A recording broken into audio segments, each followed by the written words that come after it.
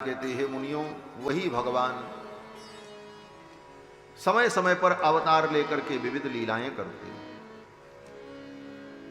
ऐसे तो भगवान के अवतार भी अनंत हैं,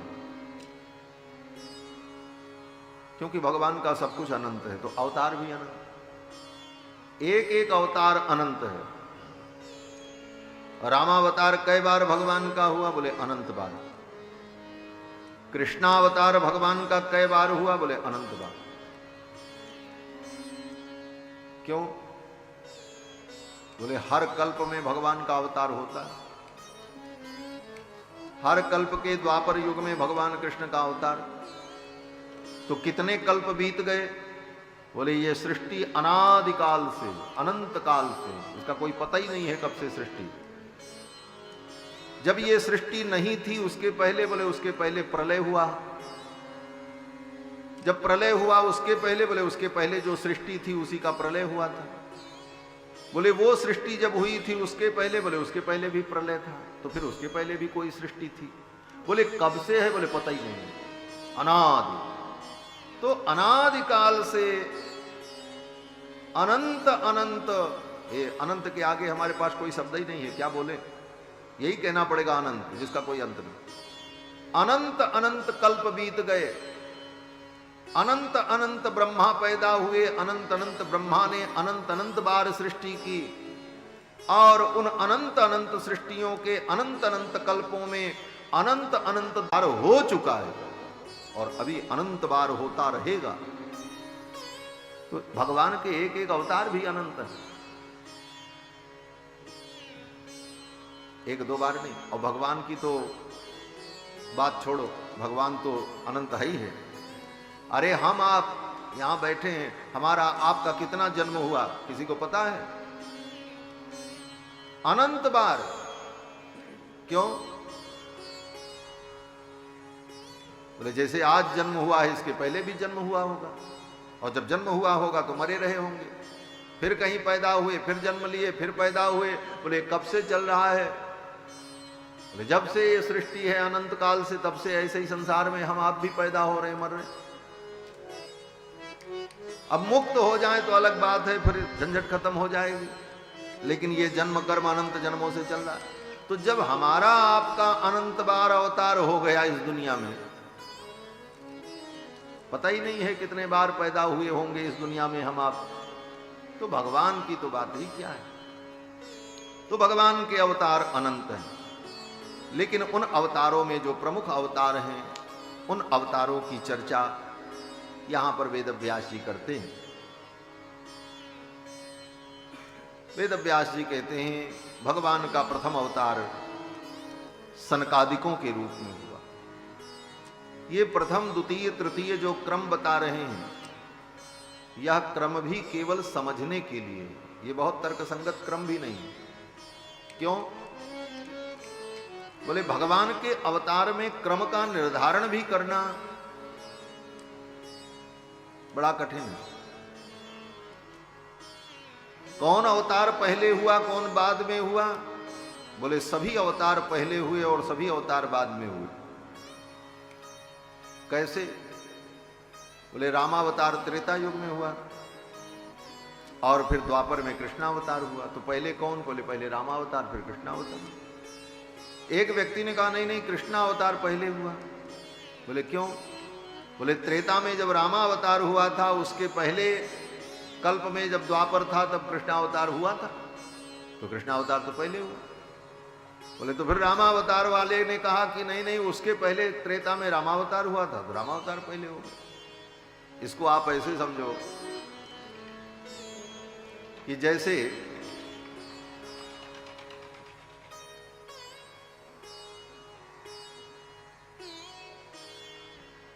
जनवरी के बाद फरवरी आती है,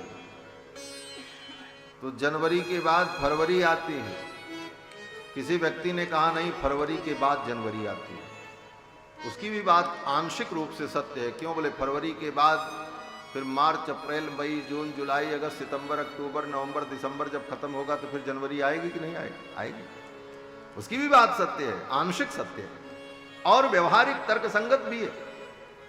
और जो व्यक्ति ने कहा जनवरी के बाद फरवरी, बोले ये भी सही है, क्योंकि ये चक्र जो है ना, ये काल चक्र, संसार चक्र, ये सब कुछ चक्र है। इसीलिए इसको बार बार शास्त्रों में संसार चक्र कहा जाता है। चक्र का मतलब गोल, और चक्र में जो हिस्सा नीचे रहता है वो कुछ देर बाद ऊपर चला जाता, ऊपर वाला नीचे आ जाता, फिर वही नीचे वाला ऊपर चला जाता, ऊपर वाला नीचे चला आता, और सब ऊपर नीचे होते रहते हैं। इसी का नाम चक्र है। अब कोई कहे रात के बाद दिन होता है कि दिन के बाद रात होती है, कैसे सिद्ध करो? सामने वाला कहेगा नहीं रात के बाद दिन होता है, और उसने कहा नहीं नहीं दिन के बाद रात होती है। बात दोनों सत्य है। साइकिल के पहिए में कौन सी तीली पहली है, इसका निर्णय कौन करेगा? बोले जहां से गिनो वो पहली, जहां खत्म हो जाए वो अंतिम। सब पहली है, सब अंतिम, जहां से आप गिन लो। इसी प्रकार ये काल चक्र अनादिकाल से ऐसे ही चल रहा है, और इस काल चक्र में सारी घटनाएं यथापूर्व मकल्पयत, जैसे पहले हुआ वैसे बाद में होता है। इस रहस्य को न जानने वाले आज के इतिहासकार ईसा मसीह का खूंटा गाड़ करके इतिहास लिखने बैठते हैं, तो क्या लिखते हैं? बोले ईसा से इतने साल पहले, ईसा से इतने साल बाद, बस। इसके आगे उनके पास कोई न पैमाना है न फार्मूला है। उसके आगे की काल गणना भी उनके पास नहीं। ज्यादा से ज्यादा क्या बताएंगे? बोले ये बताएंगे ईसा से 500, ईसा से 700 साल पहले, ईसा से 200 वर्ष बाद, बस उसी में घूमते रहना उनको। लेकिन हमारे यहां ऋषि मुनियों ने इस काल की अनंतता को अनुभव किया और उसी हिसाब से सब कुछ वर्णन किया।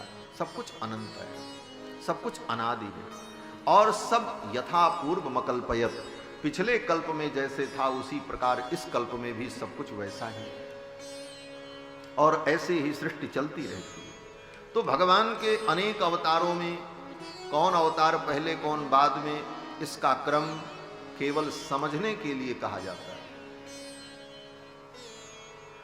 क्रम बता रहे हैं। भगवान का पहला अवतार सनकादिकों के रूप, दूसरा अवतार वराह के रूप में, तीसरा अवतार भगवान का देवर्षि नारद के रूप में, चौथा अवतार भगवान का नर नारायण के रूप में, जिनको बद्री नारायण भगवान कहते हैं, पांचवां अवतार भगवान का कपिल मुनि के रूप में, छठवां अवतार भगवान का दत्तात्रेय के रूप में, सातवां अवतार भगवान का यज्ञ पुरुष के रूप में, आठवां अवतार भगवान का ऋषभदेव के रूप में, नौवां अवतार भगवान का पृथु के रूप में, 10वां अवतार भगवान का मत्स्यावतार, 11वां अवतार भगवान का कच्छपावतार, 12वां अवतार भगवान का धन्वंतरी अवतार, 13वां अवतार भगवान का मोहिनी अवतार, और 14वां अवतार भगवान का नरसिम्हावतार,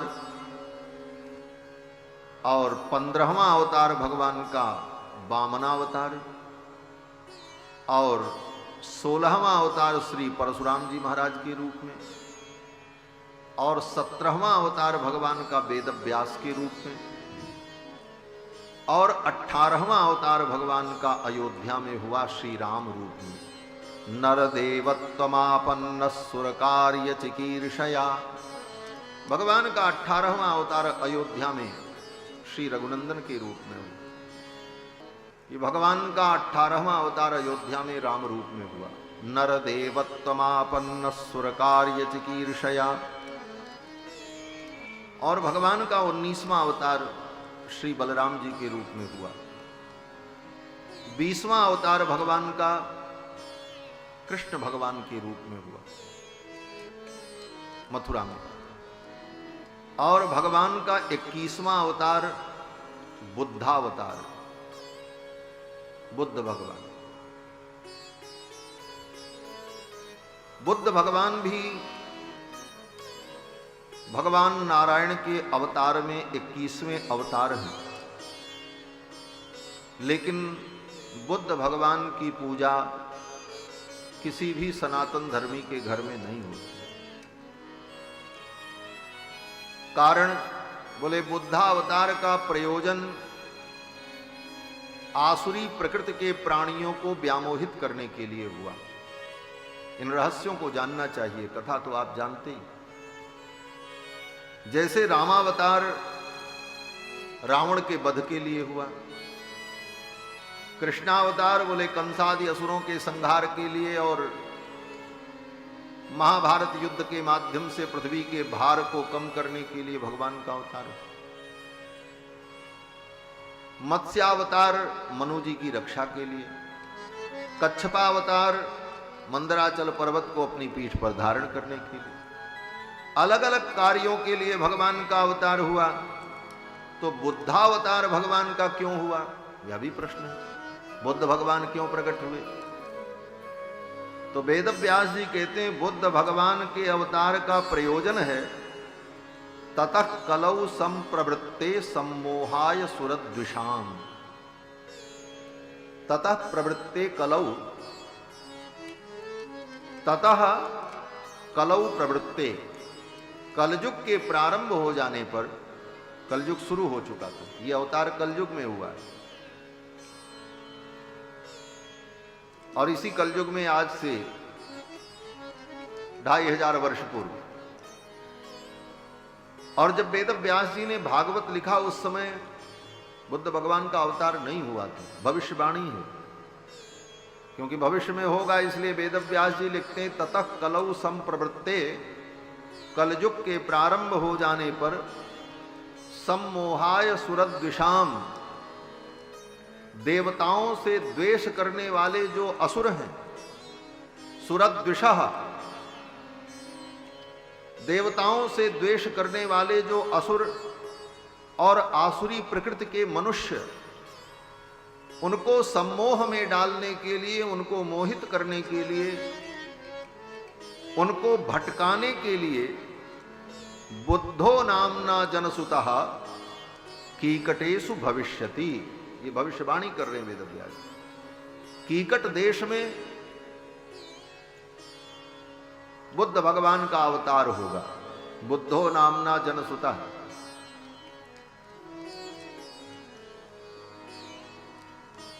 और ये बुद्ध भगवान क्या करेंगे अवतार लेकर? वेद व्यास जी कहते हैं सम्मोहाय सुरद्विषाम, देवताओं से द्वेष करने वाले, वेद से द्वेष करने वाले जो आसुरी प्रकृति के प्राणी हैं, उनको भगवान मोह में डाल करके भटका देंगे। इसीलिए भगवान बुद्ध का अवतार। और बुद्ध भगवान ने क्या किया? बोले बुद्ध भगवान ने अवतार लेकर के यही उपदेश दिया। बुद्ध के पास लोग जो आए तो बुद्ध भगवान ने उनको यही उपदेश दिया, ये स्वर्ग वर्ग कुछ नहीं होता है, हाँ, स्वर्ग नरक कुछ नहीं है, जो कुछ है सब यही है। बोले ईश्वर भी नहीं है।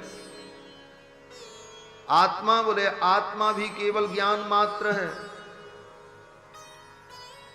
और वह ज्ञान भी किसी वस्तु का न हो, किसी विषय का न हो, शून्य हो जाए, इसी का नाम मुक्ति है। और ये वेद में जो सब लिखा है, ये यज्ञ करने का ये फल, बोले सब बेकार है, इसका कोई मतलब नहीं। यही सब उपदेश बुद्ध भगवान ने उन लोगों को दिया। उसका परिणाम क्या हुआ? बोले बुद्ध के उपदेश को सुन करके सब वो जो आसुरी प्रकृति के प्राणी थे, वो सब वेद मार्ग से भटक गए, वैदिक मार्ग छोड़ करके, सनातन मार्ग छोड़ करके शून्यवादी हो गए, और शून्यवादी होकर, वेद विमुख होकर अवैदिक हो गए, नास्तिक हो गए, वेद की निंदा करने लगे। नास्तिको वेद निंदकः, नास्तिक उसे कहते हैं जो वेद की निंदा करता है और ईश्वर को नहीं मानता।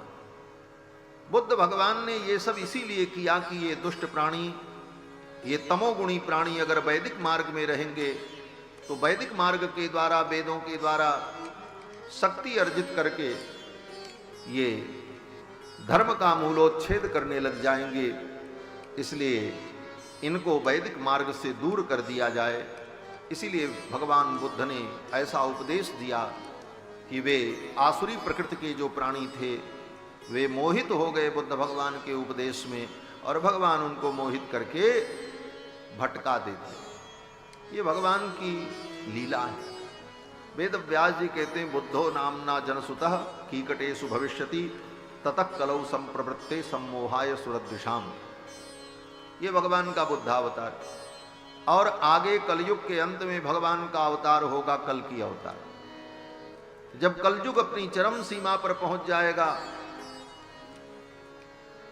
सभी लोग धर्म से विमुख हो जाएंगे, वर्ण धर्म नष्ट हो जाएगा। वर्ण धर्म माने ब्राह्मण क्षत्रिय वैश्य शूद्र, ये चार वर्ण जो है ये चारों वर्ण समाप्त हो जाएंगे। कैसे समाप्त होंगे? बोले अंतरजातीय विवाह मनमुखी विवाह के कारण सब वर्ण संकर हो जाए। न कोई शुद्ध ब्राह्मण रह जाएगा, न क्षत्रिय रह जाएगा, न शुद्ध वैश्य कोई रहेगा, न शुद्ध शूद्र रहेगा। सबकी वंश परंपराएं उच्छिन्न हो जाएंगी कलयुग के कारण। और वर्ण व्यवस्था के छिन्न भिन्न हो जाने पर वेदों का जो मार्ग है, वेदों में बताए हुए धर्म हैं, उन धर्मों के पालन का कोई अधिकारी नहीं रह जाएगा। वैदिक कर्मकांड क्रियाकलाप सब विलुप्त प्राय हो जाएंगे, क्योंकि अधिकारी न होने के कारण वे सब कर्म विलुप्त हो जाएंगे। ऐसी स्थिति में जब घोर कलिकाल आ जाएगा, केवल प्राणी भोगवादी हो जाएगा, मात्र जिह्वा और अपने इंद्रिय का सुख, इन्हीं दो में जीव की प्रवृत्ति रह जाएगी। यही कलयुग का अंतिम रूप होगा। कलयुग का स्वरूप क्या है? तो वर्णन करते हैं कि पिशाच वदन क्रूरः कलिश्च कलह प्रियः। अत्यंत भयानक रूप। और जिसको कलह प्रिय है, कलयुग को कलह बहुत अच्छा लगता है। इसलिए कलयुग का लक्षण क्या है? बोले जहां कलह हो समझ लो वहां कलयुग है। और कलह होता क्यों है? बोले विरोध के कारण। कलि प्रभाव विरोध चहु घोरा। कलयुग का ये प्रभाव परस्पर विरोध, विचारों की एकता नहीं रह जाती।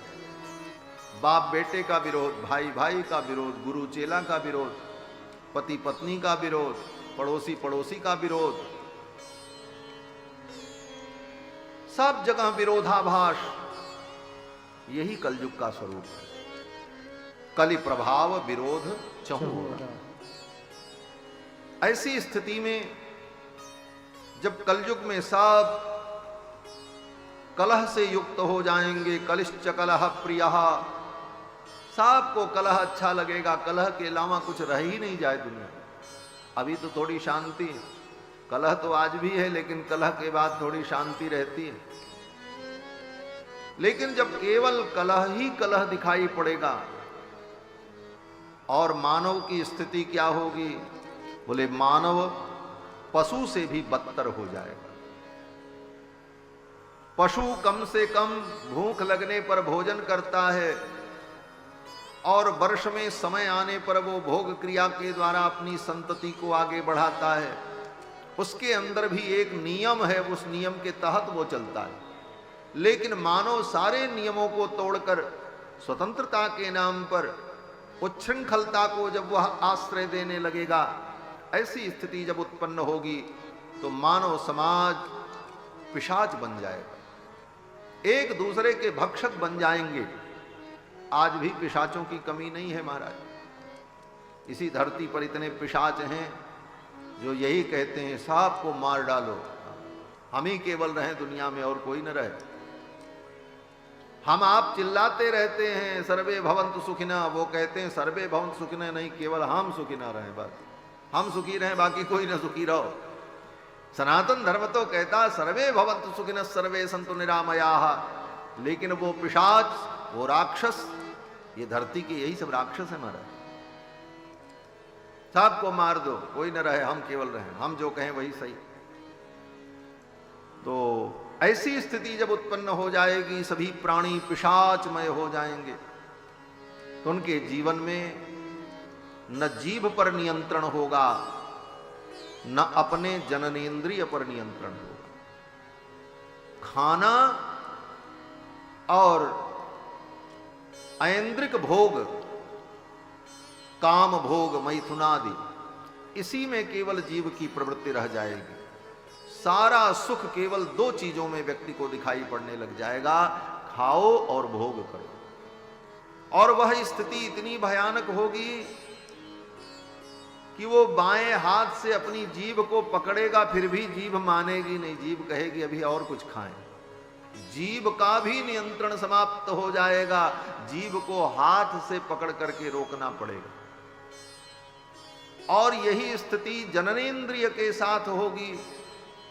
दाहिने हाथ से अपने जननेंद्रिय को पकड़कर, बाएं हाथ से अपने जीभ को पकड़कर जब मानव नंगा नृत्य करने लग जाएगा, वो कलयुग का अंतिम काल होगा।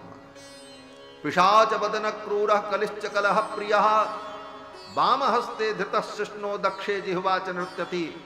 बाएं हाथ से अपनी जीभ को पकड़कर, वाम हस्ते और बाएं हाथ से शिष्णेंद्रिय को पकड़कर दक्षे जिह्वा च नृत्यति, और दाहिने हाथ से अपनी जीभ को पकड़कर जब वो नंगा नाच करने लगेगा, ये कलयुग का अंतिम रूप हो, घोर कलयुग आ जाए, तब भगवान का अवतार होगा। क्योंकि भगवान का अवतार तभी होता है जब जब हो ही धर्म कहे हानि, बाढ़ही असुर अधम अभिमानी, तब तब प्रभु धरि विविध शरीरा।